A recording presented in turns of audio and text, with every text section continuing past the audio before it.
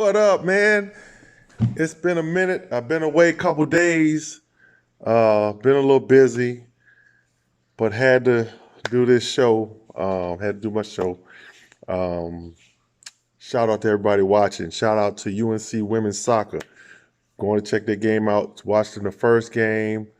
They won the game against Indiana. Brianna Pinto is a beast, but the whole, like, just watching them go out there and how hard they play. My daughter's a member of the team. She got to work her way up, buckle down, and compete. That's all I got to say is buckle down and compete. So, yeah, today, your man, Gypsy Hustle, a.k.a. the Happy Hatter, a.k.a. Mr. Make You Smile, is back in the building. Got my hat, my bucket hat on, the AFC joint. This is it's football season, so that's why I got the A on it. The AFC got the bucket hat on. Yeah, let's get right into it, man. A lot of stuff been going on. Steph Curry, I loved what he did, partnering with Howard University to help the golf team. I mean, that's what we need to do. You know what I'm saying? All universities should have a fair shake to compete. Because right now you look at some of the universities are not up to par with the facilities. All universities should be able to compete. I mean, I was over at UNC and just looking at the facilities over there is nice. I go to NC State all the time. NC State might have some of the best facilities in the country. You know what I'm saying? So, especially with the football and basketball, some of the best facilities in the country. And I play for professional teams that don't have as nice facilities as the college teams. So I think that especially the colleges, you got the HBCUs, especially those colleges too, should be able to have nice facilities for the kids and give them an opportunity to be able to go out and compete at the highest level. So I think that's great what Steph is doing. More of the athletes, not just the black athletes, but the white athletes too. You make a lot of money, but I think it's a lot more on the black athletes because, of the history of our country, that, you should try to give back and try to help others, have an opportunity to compete. So I commend Steph for what he's doing. When I see him, when I have an opportunity to see him, I'm going to definitely let him know that I appreciate what he's doing and would like to see more people, in his position do more for HBCU colleges. That would be great. All right, next thing, Antonio Brown. Finally getting there. I think he just didn't want to play the preseason. This is my personal opinion. But Antonio Brown finally is getting over the helmet controversy, which shouldn't have been a controversy. Just change your helmet, man. Stop tripping. Stop being a diva and change your helmet. Tom Brady changed his helmet. That's a good thing that Brady did. No, you didn't even hear nothing about it until somebody asked him about it and he was talking about it. So Brady changed his helmet. You can do the same thing, Antonio Brown. Come on, you're a great player. Let's do without the drama. The less drama, the better. Next thing, Baker Mayfield, man, you had a lot of stuff to say. He had some stuff to say about Daniel Jones, how it was mind-boggling that the Giants would take him. That's not really your place, Baker. And this is one of your coworkers. This is one of your brothers, really. When you compete against the guys, and you're not really competing against him. To be honest with you, you're not really competing against him. But this is one of your brothers, man. Why are you talking bad about the Daniel Jones kid? I watched the Daniel Jones kid play. I'm a Giants fan, and I thought they was going to take Haskins because Haskins played against the better competition. You could say playing at Ohio State, he put up big numbers at Ohio State, and if you can play at Ohio State and put up big numbers, you should be able to come to the NFL and do a good job. But the Giants knew what they were looking for.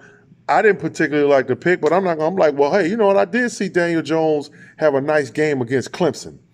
And Clemson, I believe they're starting three of their starting four defensive linemen went in the first round. The next guy went in the top 3 or 4 picks of the second round.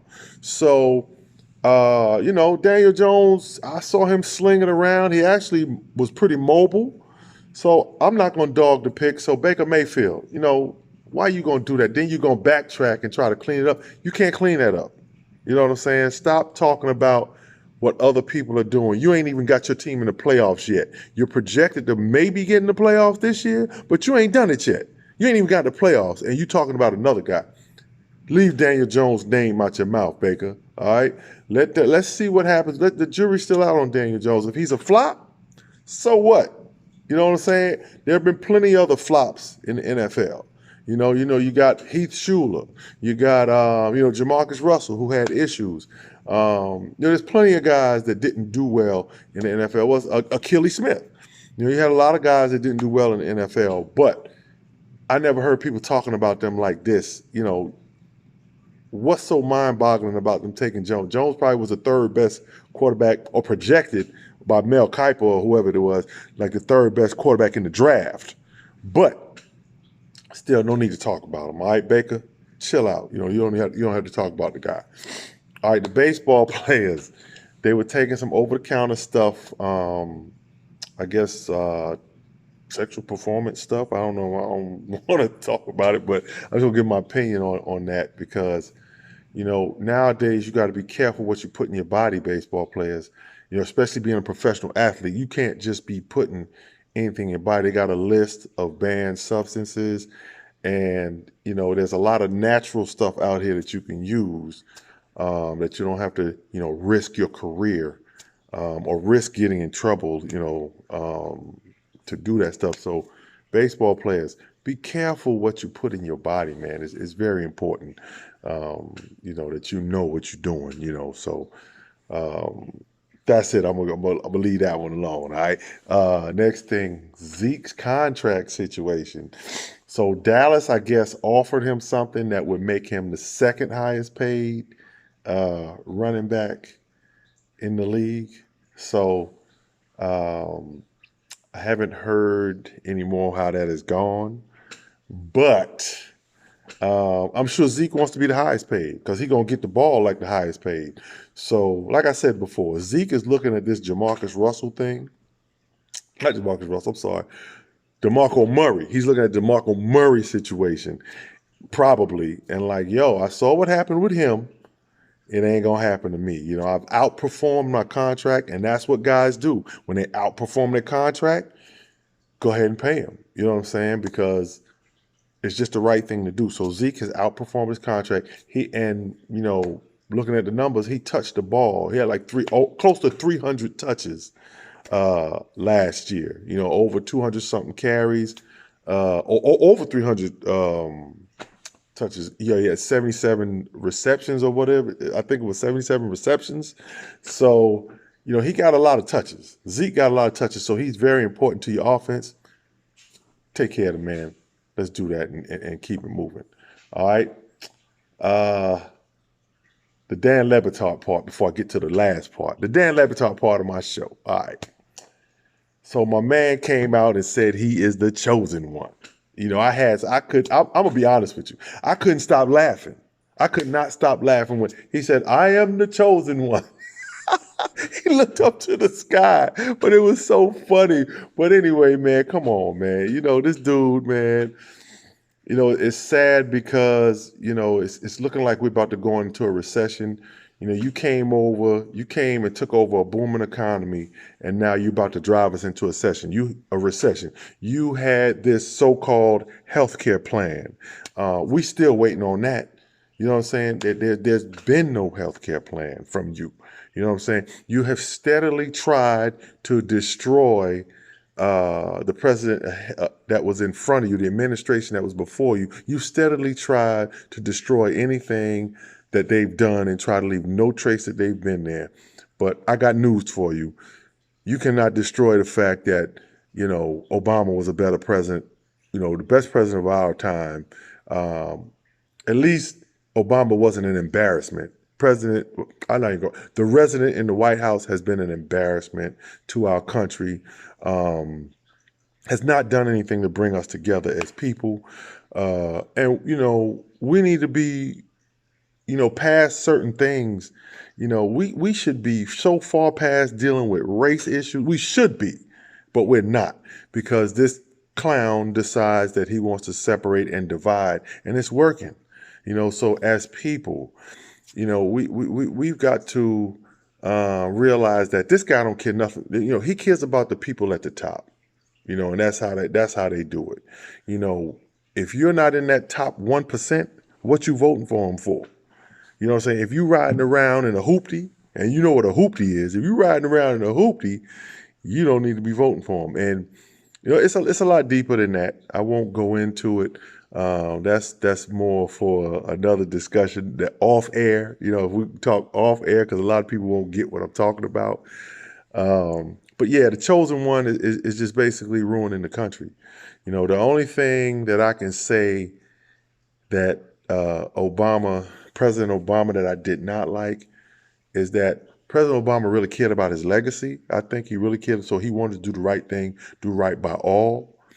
And now they're still destroying trying to destroy his legacy. But the one thing they can't do is figure out, healthcare, which is probably one of the defining moments of Obama's legacy is the healthcare thing, because he got healthcare for people with pre-existing conditions, healthcare for people that could not have gotten health care. You know what I'm saying? So kudos to President Obama. I'll call him president, but the other guy is just resident. He doesn't deserve the P. All right. So that's my Dan Le Batard portion of my show. All right. So now, funny part of the show for me. Yo, this Chick-fil-A sandwich thing, man. Come on. Or the Popeye sandwich. The lines are out the door. People are fighting. This is madness. This is madness about a chicken sandwich. Now, I've had the chicken sandwich. I've had both of them. So when I went to get the Popeyes chicken sandwich, I didn't wait in the line. I just went right up. I waited about 5 minutes, got my chicken, and boom, I got me a 3-piece. And I got some chicken tenders for my daughter. In and out. You know what I'm saying? Got me a grape Fanta. In and out with the chicken sandwich. Okay, now I'm gonna tell you the difference between the chicken sandwich and the Chick-fil-A and the Popeyes chicken sandwich. I'm gonna tell you the difference right now. The difference is Popeyes chicken sandwich is really thick. It's like a chicken breast on bread. It's really thick. The Chick-fil-A sandwich has the proper thickness, but I hadn't been eating Chick-fil-A a lot lately because I heard they support Donald Trump. So after Donald Trump is out of office, I'll go back to Chick-fil-A. But I will not support anything, Wendy's. I think it's there's a couple other places that support. I know Wendy's is one. I'm not going to eat there. Chick-fil-A is another one. There's a list of them that I have that I'm not going to eat there until Trump is out of office. So I'm not messing with Chick-fil-A right now. But their sandwich has the proper thickness. And that's what I like about it. So Chick-fil-A sandwich is probably like that thick. Popeye's chicken sandwich is like that. I don't know if you know the difference between like a fat burger and an In-N-Out burger. So In-N-Out is like this, fat burger is like that. So that's the best way that I can describe it for you. But both chicken sandwiches are good. I will get the Popeyes chicken sandwich again when the lines calm down. I'll go to Popeyes again, but I was very fortunate that I didn't have to wait in the line. But that's the only difference is the thickness to me. The Popeyes had a great taste to it. I've never had the Chick-fil-A spicy chicken sandwich, but I've heard that Wendy's got a better spicy chicken sandwich. I know my kids always like the Wendy's spicy chicken sandwich. So that's the big difference right there. And I'll tell you another thing too. This is kind of off. I went to Burger King. Don't normally go to Burger King.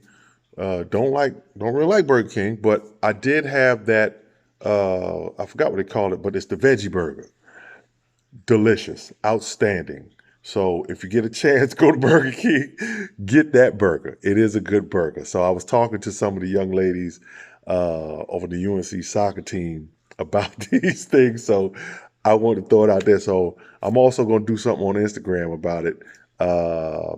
Not now, but maybe tomorrow or something like that. But Thank you for tuning in. Drop a like, a question, subscribe. Let me know how I can make it better. Shout out to my man Johnny Dukes.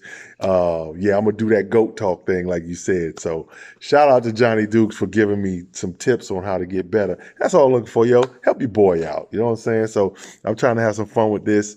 And hopefully, hopefully people just enjoy it. And that's all I'm asking. You know what I mean? So have a good time. And I'm gonna leave you with this.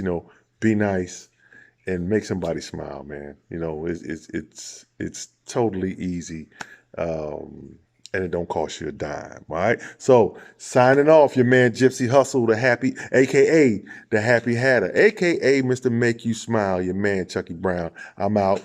Peace.